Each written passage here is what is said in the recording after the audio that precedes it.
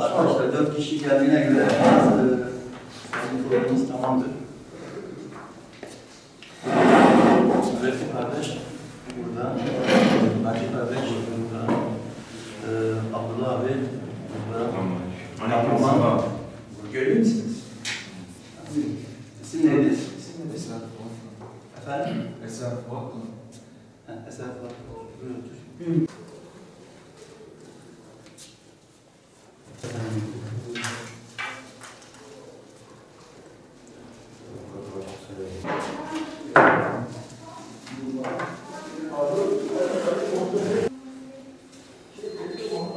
Ben müdürü koyacağım, size verdim, size bir zahmet sayın.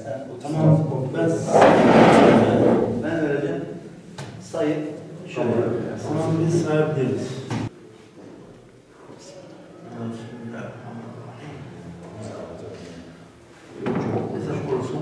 Kenara kimse dokunmasın. Ona dokunmayın. Kimse dokunmasın. Sayıyorsunuz değil mi? Böyle iyiydi. Açsaydı ondan da yazıyorsun.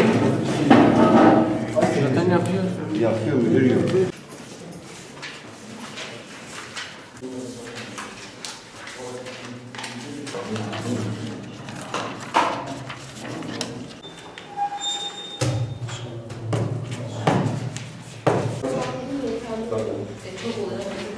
Darbeli baktık. Daha yumuşak. Tamam, girebilirsiniz içeri. Yavaş yavaş bir dakika müşterimize kalsın. Başlasın. Tamam. Herkes kimliğiyle elinde kartlarını alsın, hangi sandıkta gireceğini onlara da yapalım. Bakın da yaşadık. Hangi sandık? Tamam. Geçin abla, geçin. Hadi sen. Şurada geç abla, şurada geç. Ben 2 tane niye şey kartı? Al, bir tane.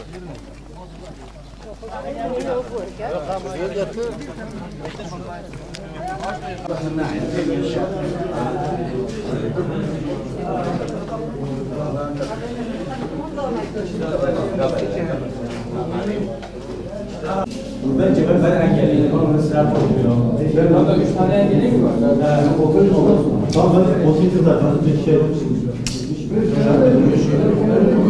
Cep telefonu falan varsa arabaya lütfen.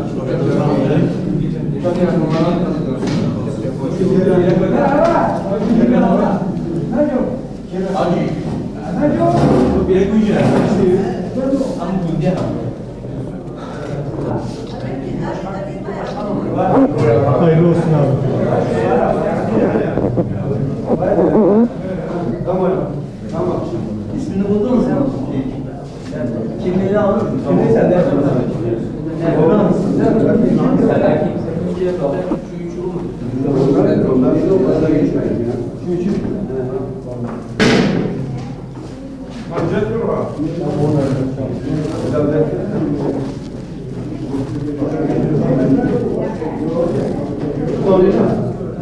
Zarfın ağzını kapatıyorsun.